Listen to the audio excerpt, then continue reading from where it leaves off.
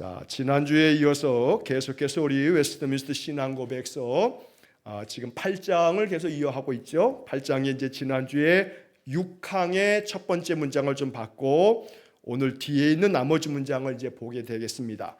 자, 6항이 지나면 이제 다음 주나 또 오늘 또 앞부분을 조금 할 수 있겠는데 7항이 나오고 그리고 이제 그 다음 주쯤에 이제 한 번 더 8항을 하면 이제 이 8장 중보자이신 그리스도가 끝납니다. 그리고 이제 9장으로 넘어가면 자유의지에 대한 이야기가 나오는데 이 자유의지라고 하는 이 주제가 참 재밌고 그리고 또 우리에게 이제 은혜로운 그러한 내용들이 이제 그 다음 장에 또 이제 기다리고 있습니다. 자, 우리 6항의 내용을 한번 보도록 하겠습니다. 지난주에 살폈던 내용들이 아주 중요하고 또 은혜스러운 그런 표현들이 그런 신앙 고백이 있었는데 한번 문장을 한번 읽어보고 오늘 이제 그 뒤의 내용을 한번 보겠습니다. 자, 6항의 내용 속에 첫 번째 문장에서는 그리스도께서는 성육신 하시기까지 구속사역을 실제로 성취하시지 않았다 할지라도 구속의 힘과 효력과 혜택은 세상 처음부터 오늘까지 계속적으로 모든 택한 사람들에게 전달되었다. 그냥 글자만 읽으면 이게 뭔 소리인지 또 번역체로 써 있기 때문에 또 더더군다나 이제 그렇지만 그러나 이제 하나씩 이렇게 끊어서 이제 살펴보면 이게 매우 은혜가 되는 지난주에 제가 여기서 구속의 힘과 효력과 혜택에 대한 그런 설명을 지난주에 많이 드렸습니다. 자, 여기 이 첫 번째 문장에서 이 앞부분의 그 첫 문장의 그 전반부에 나오는 것은 그리스도께서는 성육신 하시기까지 구속사역을 실제로 성취하시지 않았다 할지라도 이게 뭔 얘기냐면 구속사역 그러니까 예수님이 십자가의 죽으심으로 우리 모든 인생들이 구원함을 받는 이 구원의 사역 우리의 죄를 대속하신 이 십자가의 이 대속의 이 은혜 이 사건 이 십자가의 은혜 이것은 예수님이 성육신 하시고 난 다음에 사람으로 오시고 나야 십자가에 돌아가실 수 있는 거니까 그러니까 성육신 하시고 난 다음에 이루어진 거다 구속사역은. 그러니까 예수님이 성육신 하시기 전에는 구속사역 십자가의 그 죽으심과 부활하심은 실제로 아직 이루어진 것은 아니다. 성육신 하시지 않았을 때는 그냥 성육신 하시고 난 다음에 사람의 몸으로 오시고 난 다음에 십자가에 죽을 수 있는 거 아니겠어요? 몸이 십자가에 달리는 거니까. 그래서 예수님께서 성육신 하시기 전에는 아직 그 십자가의 그 구속사역이 성취되지는 않은 거다. 자, 그런데 그렇다 할지라도 그러면 예수님이 성육신 하시기 전에는 이 땅에 오시기 전에는 그 구원의 힘, 구속의 힘과 효력과 혜택이 없었냐? 그건 아니다.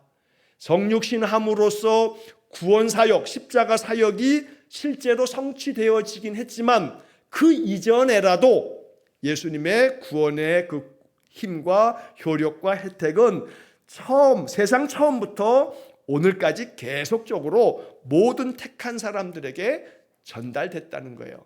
그러니까 이거 그냥 쉽게 한마디로 얘기하면 예수님 십자가에 돌아가시고 부활하심으로 우리에게 이제 사망에서 생명으로 옮겨지는 구원의 길을 열어놓으셨는데 그러면 예수님 오시기 전 사람들은 예수님 오시기 전 구약시대 사람들은 어떻게 구원함을 받는가?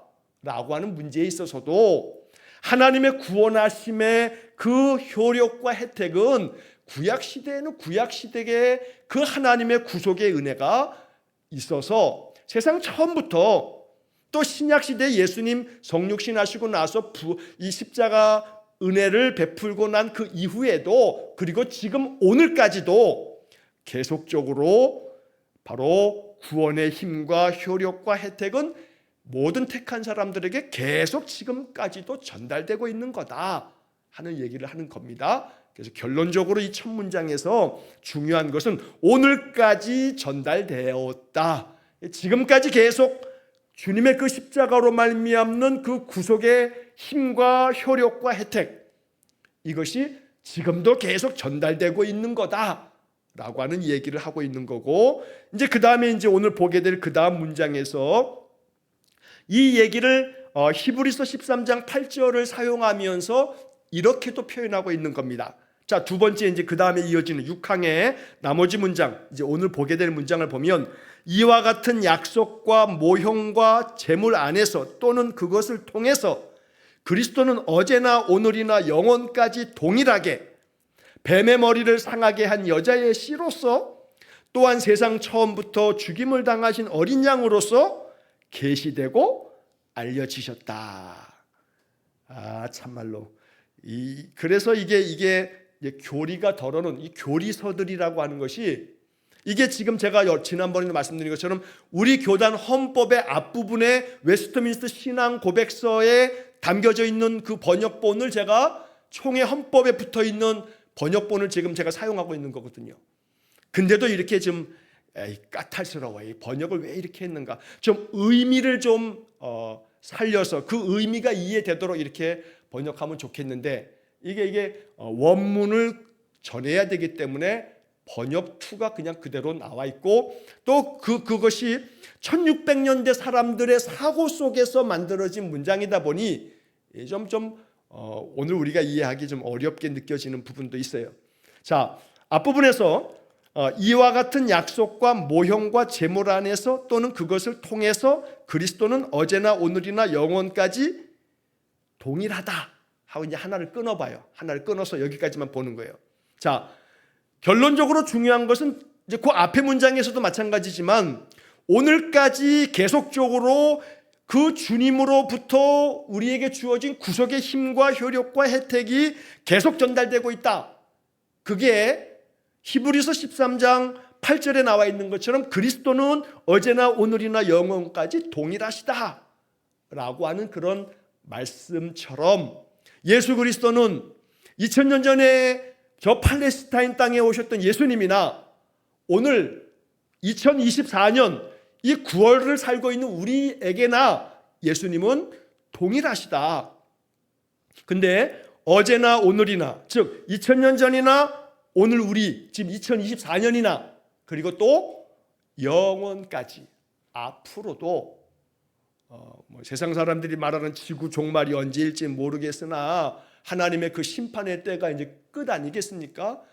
이 기독교의 역사관은 직선의 역사관이에요. 시작이 있으면 끝이 있는 거예요. 끝을 향해서 가고 있는 거죠. 이 불교의 역사관은 불교의 그 가치관은 윤회잖아요. 윤회. 동그라미 계속 이렇게 돌고 도는 것이요. 그러나 기독교의 역사관은 직선으로 처음이 있으면 딱 끝을 향해서 가는 거예요. 자, 그런데 이렇게 하나님께서 정하신 그 처음부터 끝까지의 역사 가운데 앞에서 아까 그 첫 문장에서처럼 세상 처음부터 그리고 지금 읽고 있는 이 문장에서 영원까지 마지막 하나님의 심판이 있을 그날까지 세상의 끝까지 그리스도는 동일하시다. 그런데 그 앞에 이제 부연 설명이 붙어 있어요. 약속과 모형과 제물 안에서 그리스도가 동일하다. 그러니까 쉽게 말하면 아브라함에게도 하나님이 약속하실 때 내가 너와 너의 자손으로 하여금 천하 만민이 복을 받게 하겠다. 창세기 12장에 말씀하고 있는데 자 거기서 내가 너와 너의 자손으로 말미암아 천하 만민이 복을 받게 하겠다.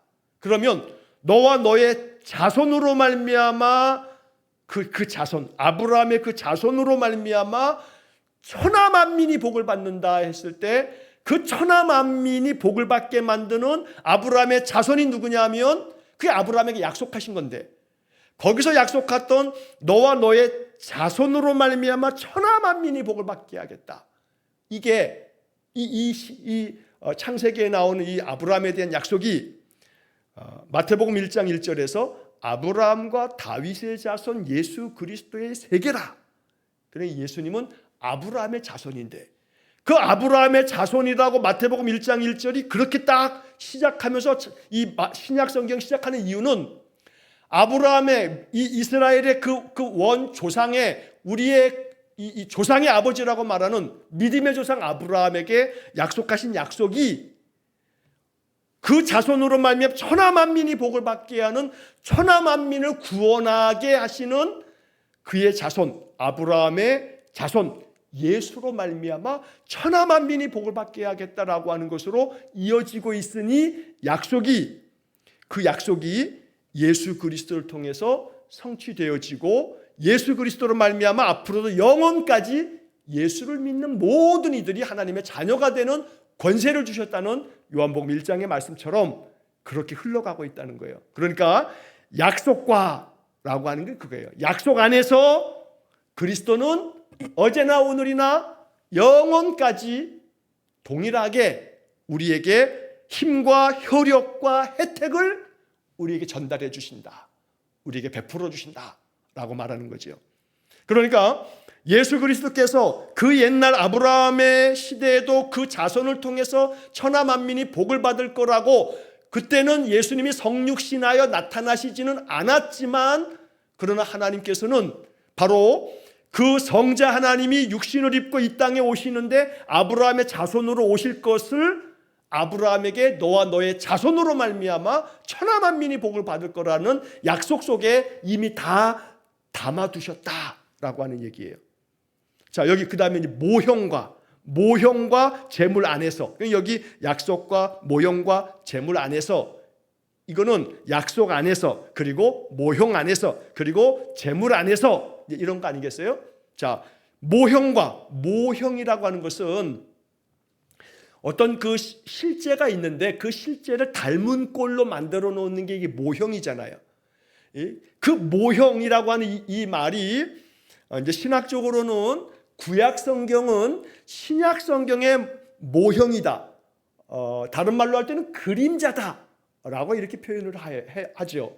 그래서 원래 우리의 실체인 이 몸이 있는데 햇볕이 비치면 그림자가 이렇게 딱 드리워지는 것처럼, 근데 그림자는 실체는 아니지만 그러나 그 실체의 형상을 보여주듯이 신약 성경에 예수 그리스도께서 구원자로 오실 것에 대해서 구약 성경은 그 그림자처럼 모형으로 그 원래 실체이신 그리스도를 모형으로 우리에게 나타내 보여주셨다. 그래서 그 모형 안에서 예수 그리스도는 어제에도 그 옛날 구약 시대에도 그리고 예수님이 실제로 이 땅에 오셔서 성육신하신 이후에도 그리고 부활 승천하셔서 지금은 하나님 우편에 계시지만 성령 보혜사 성령을 보내어 주심으로 성령 안에서 그래서 어제나 오늘이나 영원까지 동일하게 우리에게 구속의 힘과 효력과 혜택을 전달해 주고 계신다 하고 말하는 거지요. 자, 그 모형이라고 하는 것이 예를 들면 이런 거예요. 구약 성경에 곳곳에 나와 있습니다만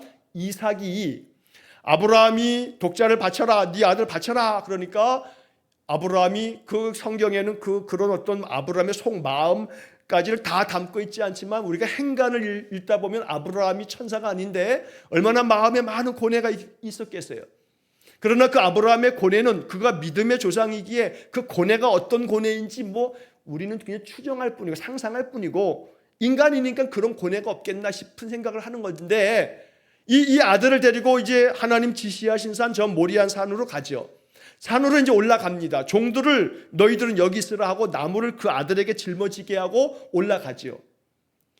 그 아들 이삭이 아버지 나무도 있고 불도 있고 다 가져가는데 하나님께 드릴 양은 어디 있어요? 하나님 아버지가 하나님이 준비하실 거다. 준비하기는 네가 바쳐질 제물이다. 한데 그렇게 못하고 하나님이 준비하실 거야 하고 올라가지요.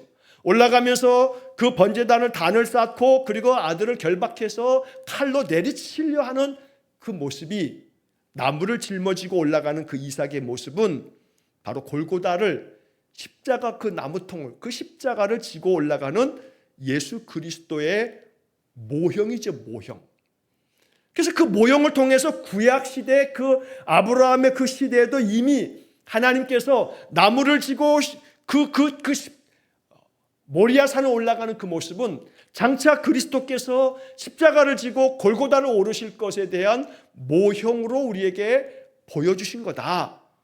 또 굉장히 중요한 것은 우리가 많이 잘 듣고 또 알고 있습니다만 출애굽기에 나오는 유월절의 어린 양, 그 유월절에 어린 양을 잡아서 너희들이 그 밤에 그 피를 문 설주와 임방에 다 바르면 여호와의 사자가 건너뛸 거야, 넘어갈 거야.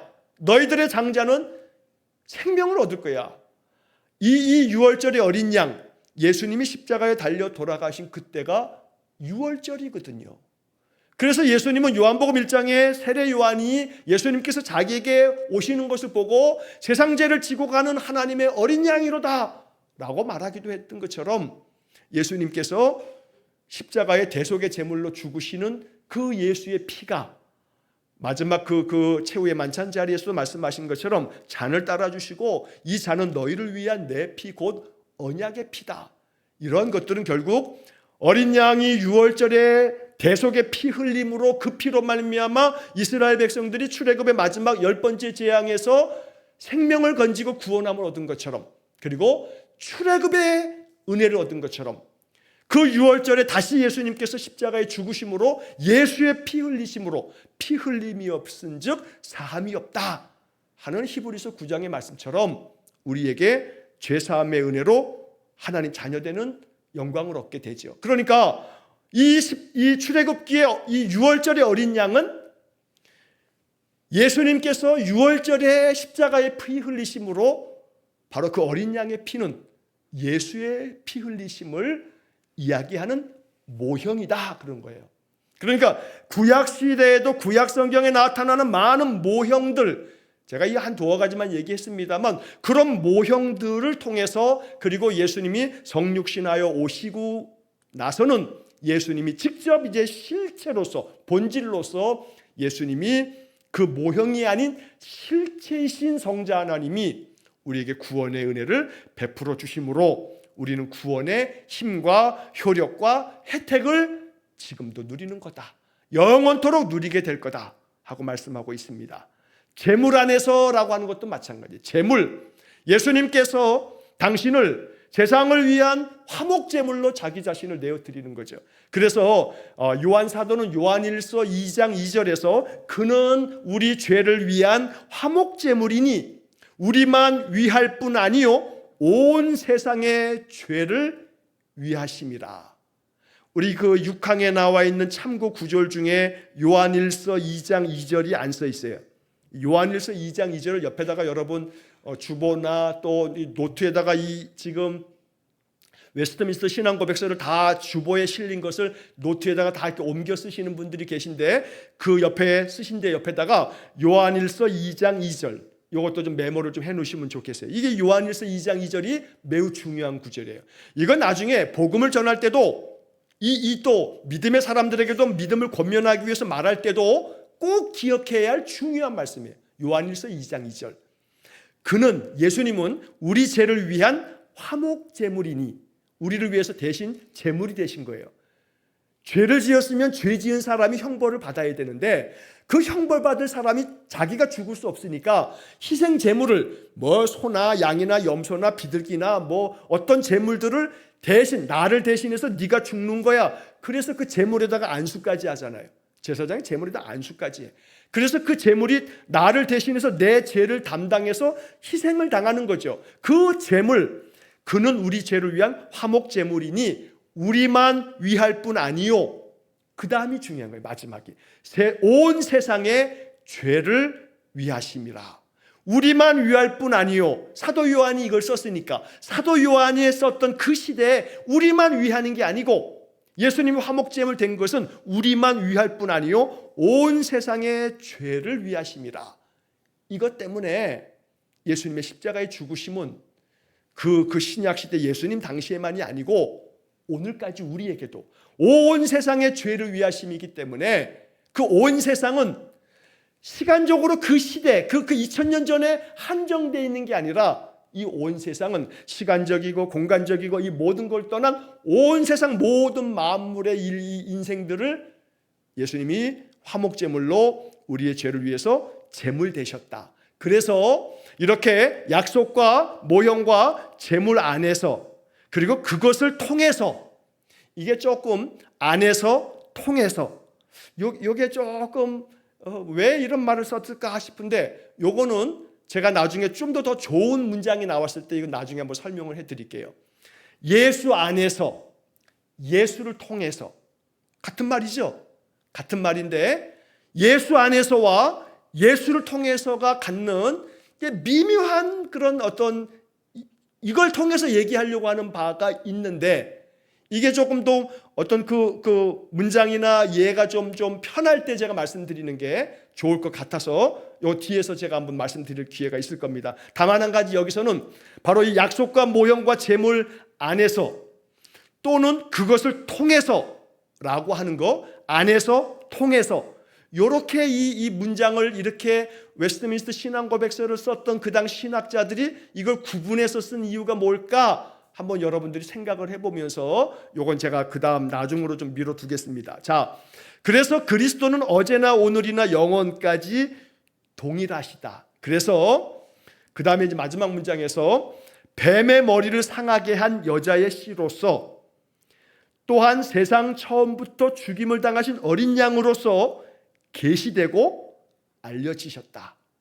자, 그래서 이 뱀의 머리를 상하게 한 여자의 씨로서, 이거는 거기 그 제시되어져 있는 그 성경 구절에도 창세기 3장 15절이 써져 있는데, 창세기 3장 15절에 아담이 하와가 선악과를 따먹고 난 다음에 하나님께서 그들에게도 하나님 책망하시며 심판하시지만 뱀에게 하나님께서 말씀하시면서 그런 얘기를 하죠. 창세기 3장 15절, 내가 너로 여자와 원수가 되게 하고 내 후손도 여자의 후손과 원수가 되게 하리니 여자의 후손은 내 머리를 상하게 할 것이요 너는 그의 발꿈치를 상하게 할 것이니라. 이 창세기 3장 15절을 일컬어서 뭐라고 말하냐면 원복음, 그렇게 말해요. 신학교에서 신학책들을 보면 이 구약 신학을 말할 때 여기 창세기 3장 15절을 원복음, 여기서 원이라고 하는 것이 원천, 원래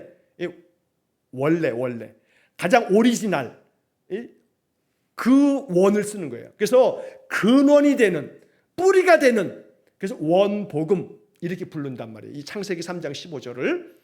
그래서 이게 원복음인 것은 여기 지금 내가 너로, 하나님께서 이 뱀은 사탄을 말하는 거죠. 옛뱀, 요한계시록은 옛뱀, 그 사탄을 말하는 건데, 이 뱀 너로 하여금 여자와 원수가 되게 하고 너의 후손도 여자의 후손과 원수가 되게 하리니, 여기서 여자의 후손과 원수가 되게 한다. 그 여자의 후손이 바로 한 사람, 예수 그리스도께서 이 땅에 여자의 후손, 사람으로 오셔서 바로 너의 그 후손, 바로 이 마귀 사탄을 하나님께서 여자의 후손은 너의 머리를 상하게 할 거다. 머리를 상하면 그건 죽음이죠. 끝이에요, 끝. 발꿈치를 상하는 거는, 그거는 한번 상하게 만들지만 그건 죽음은 아니죠.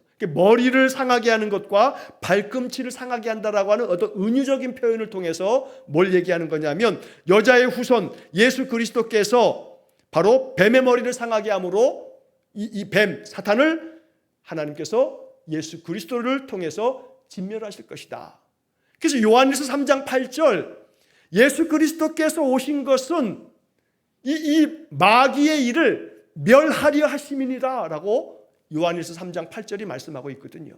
그래서 여기 지금 얘기하는 뱀의 머리를 상하게 한 여자의 씨로서, 바로 이 창세기 3장 15절에 말했던 그 원복음, 여자의 후손이 너의 머리를 상하게 할 거다라고 하는 그 여자의 후손은 바로 예수 그리스도이시다라는 얘기를 지금 여기서 이렇게 문장에 쓰고 있는 겁니다. 자, 그래서 그렇게 여자의 후손으로 뱀의 머리를 상하게 하실 그 분으로 예수님께서 사람으로 이 땅에 오신 것이고, 또한 세상 처음부터 죽임을 당하신 어린 양으로서 계시되고 알려지셨다. 처음부터, 예수님은 세상 처음부터 죽임을 당하신 어린 양으로, 즉 이 출애굽에서도 말씀하고 있는 그 어린 양의 그 모형이 예수님을 얘기하는 건데, 그 죽임을 당하신 그 어린 양으로서 예수님이 구약시대에서부터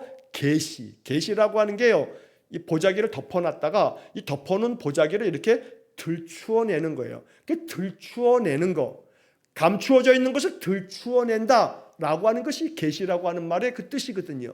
그래서 예수 그리스도께서는 그 세상 처음부터 죽임당하신 어린 양으로서 구약시대에서부터 나타나셨던 건데 신약시대에 와서 성육신하신 예수님이 바로 그렇게 어린 양의 그 피로 자신을 유월절의 어린 양이 되어 대속의 제물이 되심으로써 자기 자신을 그렇게 계시해 주심으로써 우리들이 그것을 알게 됐다. 그래서 예수님이 계시해 주심으로 말미암아 이러한 것들이 알려지게 되었다. 알려지셨다. 이렇게 말하고 있는 겁니다. 자, 이 문장에 대한 것은 이제 이렇게 이해를 하시면 이제 오늘 읽었던 얘기를 이제 다시 한번 이제 정리해서 종합하자면 이런 거죠. 결론으로 중요한 것은 예수 그리스도는 어제나 오늘이나 영원까지 동일하신 분이다. 그래서 그 옛날 아담이 타락했을 때도 하나님께서는 여자의 후손이 뱀, 너 사탄, 마귀야, 너의 머리를 여자의 후손인 성자 하나님 예수 그리스도께서 성육신하여 여자의 후손이 사람의 씨로 이 땅에 와서 너를 멸하게 될 거야 라고 하는 그런 이야기를 어제나 그리고 그 오늘이나 라고 했을 때 그 예수님께서 죽임당한 어린 양처럼 대속의 피를 흘리시면서 십자가에 죽으심으로 유월절 어린 양이 되셨기에 그 예수님의 죽으심은 출애굽에서 그 우리 조상들을 건져내 주신 구원의 하나님의 역사였던 그 어린 양이 되셔서 어제 그다음에 오늘 예수님은 어린 양의 피로 우리를 구속하셨다. 구원하셨다. 그렇게 어제와 오늘 동일하신 그 예수님은 영원까지 예수님 이후에 2000년이 지났어요. 2000년 동안에 온 세상 안에 그리스도의 복음은 2000년 동안에 끊이질 않았어요. 생각해 보면 말이에요. 로마에 가면 카타쿰이 있죠.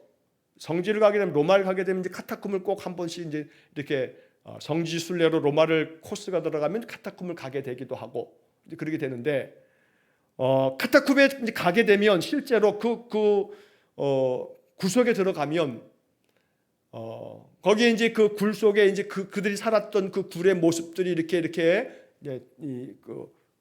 모양이 만들어져 있는 것들이 이렇게 있는데 네로 황제가 핍박을 시작하게 됐던 것이 AD 60년 네로 이스라엘이 완전히 멸망한 로마에서 망한 게 AD 70년 그러니까 60년, 70년, 80년 그리고 한 90년쯤에 AD 90년쯤에 이 사도 요한이 pat모섬에서 박해를 당할 이때까지 60년, 70년, 80년, 90년 이때 이제 박해가 극심하게 벌어지면서 그 박해는 313년에 콘스탄틴이 이 로마의 국교로 기독교를 국교화로 선언하게 된 그때까지 거의 250년 동안 여러분 250년이라고 생각해 보세요. 250년. 그러면 250년 동안의 이 박해를 피해서 그 당시에 로마에 있었던 많은 기독교인들도 그렇고 로마 제국하에 있었던 많은 사람들은요. 그 박해에 잡히면 무조건 원형 경기장에 끌려가서 짐승의 밥이 되는 거예요. 화형을 당하거나 250년 동안에 50년도 아니고 100년도 아니고 200년, 250년 동안 말이에요. 그 250년 동안에 그들은 땅을 파고 땅속에 들어가는 거예요. 저녁에나 잠시 나와가지고 어떻게 저기 하거나 그러자면 땅속에 들어가는 거예요. 250년 동안에. 그 대로 따지면 이거 1대, 2대, 3대 내 아들, 내 손자, 내 증손자, 내 고손자, 고고손자 그게 뭐 5대손, 6대손, 7대손까지 내려가겠죠. 못된 말로 하면 그들은 뭔지예요. 내 아버지, 내 할아버지의 믿음은 그건 당신 믿음이고 해버리면 그만 아니에요. 250년 동안에 그 자손들이 한 집안도 아니고 한 집도 아니고 많은 성도의 집들이 예수 그리스도의 그 믿음을 어느 한 집은 그럴 수 있다 쳐. 이게 한두 집이 아니잖아요. 이게 한두 집 때문에 이 로마가 국교를 만들겠어요? 기독교를? 그게 한두 집도 아닌 사람들이 그것도 한두 집이 그 시대는 그렇다 쳐. 아들 세대, 손자 세대 아니 3대를 걸쳐가는 것까지는 그것도 쉽지 않다는 걸 우리가 오늘 우리 시대에는 알잖아요. 근데 그것이 250년 동안에 한두 집도 아닌 그 많은 사람들이 계속해서 그 믿음을 유지할 수 있다라고 하는 것은 이건 기적에 가깝죠. 그 박해 속에서 잡히면 죽는데. 그런데 그것이 어제나 오늘이나 예수님이 승천하시고 난 다음에도 반세기가 지나고 한 세기가 지나고 두 세기가 지나고 300년이 지나갈 즈음까지도 그 믿음을 박해 가운데서 지켜간다라고 하는 것은 여기 지금 그 그리스도께서 약속과 모형과 재물 안에서 힘과 효력과 혜택을 믿음의 사람들에게 표적으로 나타내 보여주시니까 이들이 이건 죽음을 걸고라도 사수해야 될 믿음이라고 예수 그리스도의 그 한결같으신 동일한 은혜 안에서 그들은 250년이 넘는 그 세월 동안에 믿음을 지켰던 거예요. 이건 역사예요, 역사. 이거는 픽션이 아니에요. 소설이 아니에요. 로마에 가면 그런 카타콤이 지금 있어요. 그 역사가 250년 동안 진행되면서 로마가 기독교를 국교로 받아들였다라고 하는 것이 로마 역사 속에 기록되어져 있다 이 말이에요. 그러니까 유럽에 가게 되면 그 로마 역사 이후에 중세 1000년 동안의 기독교 역사인 게 여행만 가면 증명이 되잖아요. 이게 다 그 현장이잖아요. 그럼 이게 역사인데 가만히 보면 결국 뱀의 머리를 상하게 한 여자의 씨로서 이 땅에 오신 것은 여자의 후손이 너의 머리를 상하게 할 거야 라고 하는 그 창세기에 인류의 첫 시작 아담의 그 타락 그 시점에서부터 예수 그리스도는 어제나 그리고 오늘이나 예수님이 성육신하여 오셔서 십자가의 어린 양의 대속의 피를 흘리신 십자가의 피 흘림이 구속의 실제가 있었던 오늘이나 그리고 그 이후 영원까지 우리는 그 영원 쪽에 속해 있는 거죠. 영원 속에 속해 있는 거예요. 2000년이 지난 오늘 우리는 AD 300년쯤에 그 박해가 끝나면서 국교가 되어질 그 당시 사람들뿐만 아니라 그리고 나서도 한 1700년이 지난 지금 오늘 2000년대를 살고 있는 오늘 우리들까지도 이 히브리서 13장 8절 그리스도는 어제나 오늘이나 영원까지 동일하시다. 그러니까 이 히브리서 13장 8절의 이 구절 속으로 이 시점으로 얘기한다면 우리는 어제나 오늘이나가 아닌 영원까지라고 하는 시간대 안에 있는 거죠. 영원까지, 그 영원까지가 어느 때까지 갈지는 모르지만 우리는 그 영원까지라고 하는 그 구절 속에 나와 있는 그 영원 속에 우리 세대가 이 2000년대가 포함되어 있는 거죠. 결론은 그게 동일하다. 그리스도가 동일하다. 이 얘기가 앞에 있는 첫 문장 지난주에 살폈던 것과 아우르면 뭐냐면 이 동일하신 예수 그리스도께서 이 땅에서 허락해 주셨던 그 십자가의 구속사역 성육신 하시면서까지 펼치신 구속사역의 힘과 효력과 혜택이 어제나 오늘이나 영원까지 2000년대 지금 오늘 2024년 오늘 우리에게까지 동일하게 전달되고 있다 하고 선포하고 믿음으로 고백하는 거예요. 이게 신앙 고백인 거예요. 이걸 믿는 거예요. 그러면 어제나 오늘이나 영원까지 동일하시다라고 하는 것을 그냥 쉽게 그냥 읽어치울 수 있는 문제가 아닌 거죠. 여기에 얼마나 많은 복음이 담겨 있는지. 왜냐하면 이 속에는 그 첫 문장 지난주에 그렇게 제가 많이 말씀드렸던 힘과 효력과 혜택이 지금도 동일하게 전달되고 있다는 거예요. 문제는 이제 이 얘기를 이제 끝내면서 문제는 지금도 동일하게 전달되고 있다고 신앙 고백은 말하고 있는데 이 신앙 고백을 배우고 나서도 힘과 효력과 혜택이 나하고는 상관없는 듯 힘도 없고 효력도 다 사라진 것 같은 모습으로 혜택도 누리지 못하면서 내가 산다면 나는 겉모양뿐인 교인이다. 겉모양뿐인 교인이다. 그런데 그 예수 그리스도가 영원까지 동일하신 분이며 그 동일하신 예수님이 그 구속의 힘과 효력과 혜택을 우리에게 지금까지도 전달해 주심이 동일하다면 이 신앙 고백 안에서 나는 날마다 예수 그리스도의 그 동일하신 은혜 안에서 힘과 그 구원의 효력을 맛보면서 그 구원의 혜택을 누리면서 날마다 살아가야 할 그리스도의 제자요, 하나님 자녀요, 왕같은 제사장이요, 오늘도 우리는 기름 부음 받은 성령에 충만한 사람으로 인생을 살아가야 된다라고 하는 거예요. 만약에 그렇게 살아간다면 2000년 전에 250년 동안의 박해 가운데서도 땅 속에 파고 들어가 살아도 그 믿음을 지켰던 사람들과 같이 그들의 믿음도 동일하게 우리에게 전수되어져야 되지 않느냐라고 하는 메시지를 생각하게 되는 거죠. 그 죽음조차도 두려워하지 않았던 그 믿음이 아이고 그 옛날에나 가능했던 것이가 아니라 거의 2000여 년이 지난 100년 전, 140년, 150년, 200년 전에 이 땅에 우리 신앙의 선배들이 그랬다는 거 아니에요? 그게 역사거든요. 그게 역사.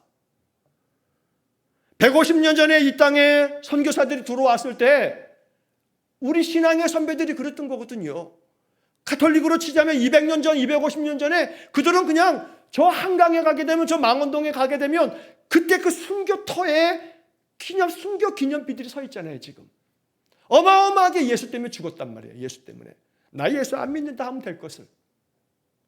이 예수 그리스도의 힘과 효력과 혜택 안에 살았던 사람들이 이 땅에도 우리 신앙의 선배들 중에 어떤 집안은 4대째 믿음, 5대째 믿음도 있어요. 내 신학교에서 그런 분들 뵀어요.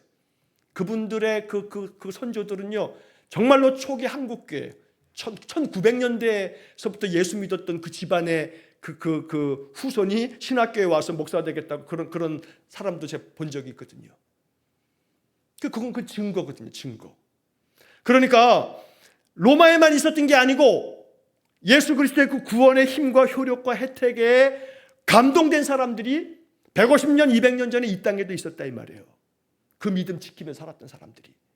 근데 무슨 일인지 그랬던 우리 선배 신앙의 우리 선진들이 있는데 150년 만에 이 땅의 교회가 타락할 대로 타락해서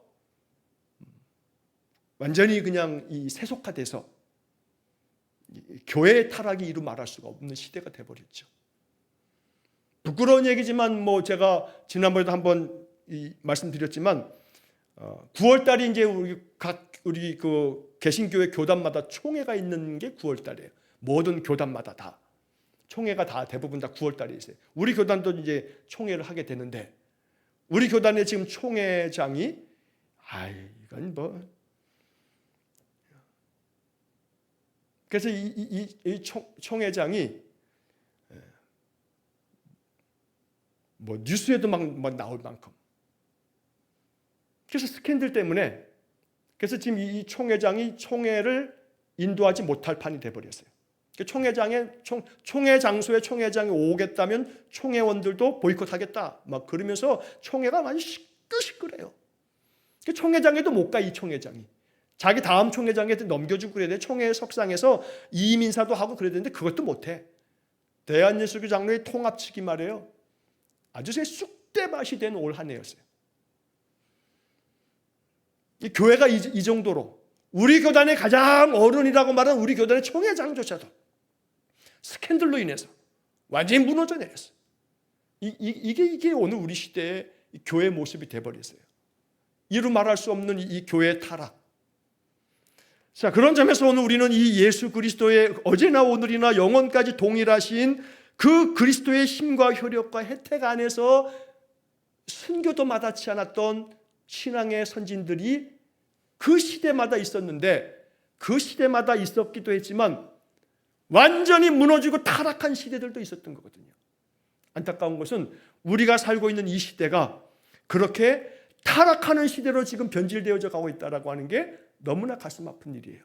최소한 오늘날 우리 지금 적어도 한 60대 이상의 우리 집사님들, 권사님들은 그 옛날 30년 전에 우리 한국이 막 70년대, 80년대 막 부흥의 역사들이 있었을 때가 있었어요. 근데 그 부흥의 역사가 이루어지면서 도시화가 되고 그러면서 막 교회 부흥이 일어나고 그 70년대, 80년대 부흥회가 얼마나 많았는지 그러면서 굉장히 부흥이 타올랐던 때가 있었어요. 문제는 그게 함정이 되기도 했죠. 그 부흥으로 말미암아 교회가 성장하게 되고 대형 교회가 만들어지게 되고 어마어마하게 큰 교회가 만들어지면서 그 교회가 부를 누리게 되면서 성도들의 어마어마한 그 헌금들이 몇십억이 아니라 몇백억 이상이 매년마다 축적되어지면서 그 교회들은 이 한국 교회를 병들게 만들었어요. 로마에 의해서 기독교가 국교가 되어지고 난 다음에 이게 굉장히 축복인 줄 알았지만 이게 축복이 아니라 정말 크나큰 함정이 되어버렸어요. 왜냐하면 국교가 되어지면서 로마 전체가 이제 기독교 국가가 되어버렸는데 그리고 난 다음부터 중세 천년은 기독교가 타락하는 역사예요. 타락하는 역사. 오히려 그 250년 동안의 카타콤에서의 그 신앙이 절절하게 예수의 영에 충만했던 시대였던 거죠. 예수를 위해서 죽을 만큼. 그러나 기독교가 국교가 되어지고 그래서 교회의 지도자들이 국가에 의해서 로마 제국에 의해서 신변이 가장 높은 지위로 격상이 되고 교회 안에 재물이 모이게 되고 그러면서 교회의 종교 지도자, 영적 지도자들은 점점 더 타락하게 되고 그게 로마의 기독교 국교 이후에 벌어지게 됐던 그런 역사거든요. 우리나라가 그런 거예요. 우리나라가. 그래서 안타깝게도 우리와 우리 자녀 세대 이후로 지나가게 되면 지금 우리 세대는 말이에요. 저만 하더라도 이제 내후년이면 60인데 저희 세대가 저희 목회자, 저희 친구들이나 목사들이 만나면 우리는 그래도 목회에 마지막 열차를 탄 사람들이다. 우리가 그런 얘기들 해요. 우리 목사들끼리 만나면. 뭔 얘기냐면 우리가 이 목회의 마지막 열차를 탄 것 같다. 그래도 그 부흥의 끝자락 속에 우리 이 50대 목사들은 그나마 그러면서 이 한국 교회가 그래도 단단하게 왜 이런 얘기를 하냐면 이 50대까지의 이 목사들은 말이에요. 누구랑 목회하냐면 60대, 70대 어르신들하고 목회하는 거거든요. 저만 하더라도 그렇잖아요. 제가 목회하면서 우리 교회에 중직되어진 분들이 다 50대, 60대, 70대 어르신들 아니겠어요? 그분들하고 제가 30대 목사가 돼가지고 지금까지 이렇게 쭉 지내면서 바로 저보다 10년, 20년, 30년 그 위의 세대들하고 목회를 해왔거든요. 그분들이 부흥의 시대 한국교회가 정말로 열정으로 그렇게 교회를 세워가면서 그랬던 시대였어요. 근데 지금 이제 40대, 30대 또 지금 신학교에 있는 그런 분들은 지금 이제 30대, 40대 이런 분들하고 이제 목회를 하겠죠. 근데 이분들은 부흥의 시대를 경험하고 뜨거웠던 그런 시대를 경험했던 그런 세대들이 아니고 그 이후 세대다 보니 교회가 점점 그런 부분에서 힘을 발휘하지 못하는. 그래서 오늘날 안타깝게도 40대, 30대 부목사님들은요 직장인이에요. 직장인. 목사라고 하기보다는 직장이냐 이거는.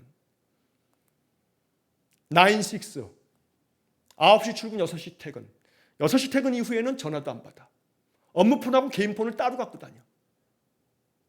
목사가. 그래서 교회에서 얘기하는 그 폰이 있어. 교회는 다 그 폰으로 목사님 폰인 줄 알아. 근데 목사가 자기 다른 개인 폰이 있어. 퇴근하고 나면 이 업무폰 꺼놔. 전화 와도 안 받아. 담임 목사가 전화해도. 자기 교구 식구들이 장례 났다고 전화해도 전화가 안 돼. 장례 소식이 교구 목사한테 가는 게 아니라 담임 목사한테로 가. 담임 목사가 교구 목사 전화해도 전화를 안 받아.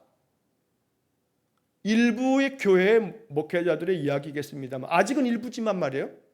아직은 일부지만 제 친구 교회에서도 그런 일이 있어가지고요. 그 부목사 때문에 아주 그냥 골머리를 앓아요.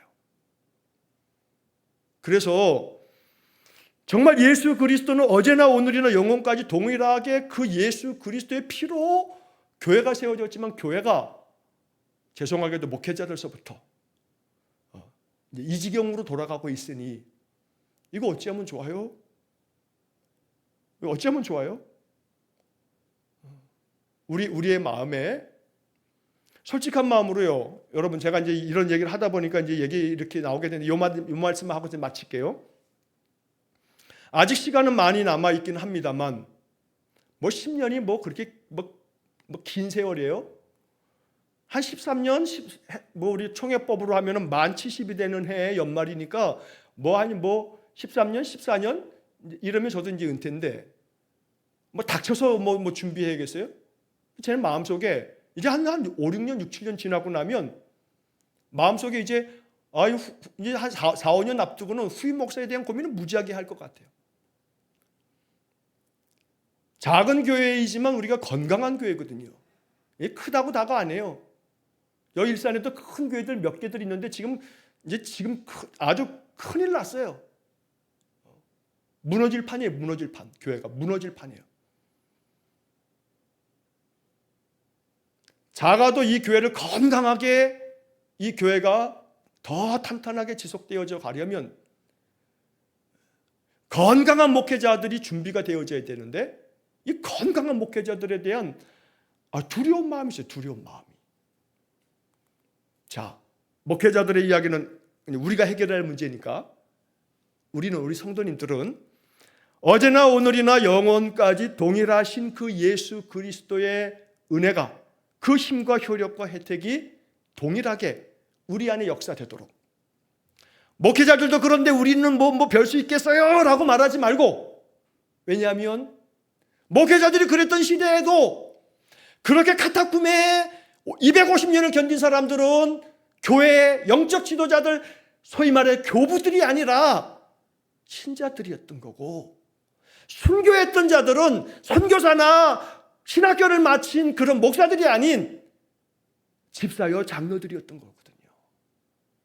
그러니까 오늘 우리 시대에도 우리 교회 안에서 믿음의 사람들이 우리의 신앙을 단단히 지키면서 그리스도의 말씀 안에서 깊이 뿌리 내리고, 웨스트민스터 신앙고백서가 얘기하는 이 한 문장 한 문장에 담겨있는 의미들을 마음 깊이 내 안에 내 신앙의 뿌리로 삼으면서, 그래서 그리스도께서 어제나 오늘이나 영원까지, 지금 우리는 영원의 그 시간대 안에 있는 우리니까 앞으로도 우리 세대 이후 언제까지일지 모르지만 이 세대가 그 동일하신 예수 그리스도를 경험하고 동일하신 예수 그리스도 안에 붙잡혀서 언제나 그 은혜를 선포하며 사는 그런 믿음의 삶이 되어지도록, 그런 이 땅의 교회가 되어지도록 여러분 더 많이 기도하면서 이 육항이 우리의 삶의 중심이 되기를 주의 이름으로 간절히 축원합니다.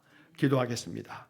자비로우신 아버지 하나님, 그리스도께서 어제나 오늘이나 영원까지 동일하시고 그 동일하신 예수 그리스도의 힘과 효력과 혜택이 오늘도 변함없이 우리에게 전달되고 있으니 이 웨스트민스터 신앙고백서 8장의 6항이 우리 삶의 뿌리가 되어 날마다 주님의 그 구속의 그 힘과 효력과 혜택을 누리며 이 능력 가지고 살아가는 우리 성도들 되게 해 주옵소서. 그리하여 우리의 믿음이 주님께 인정받고 칭찬받는 믿음이 되도록, 또 세상에 작지만 빛을 발하는 세상의 빛이요 세상의 소금 되는 귀한 사명 감당하는 우리 모두가 되게 해 주옵소서. 예수님 이름으로 기도하옵나이다. 아멘. 우리 구주 예수 그리스도의 은혜와 하나님 아버지의 극진하신 사랑과 성령의 교통하심이 언제나 그리스도의 그 크신 은혜를 마음껏 누리고 전파하고 선포하며 살기를 결단하는 머리 숙인 믿음의 사람들 위해 영원토록 함께 하시길 축원하옵나이다. 아멘.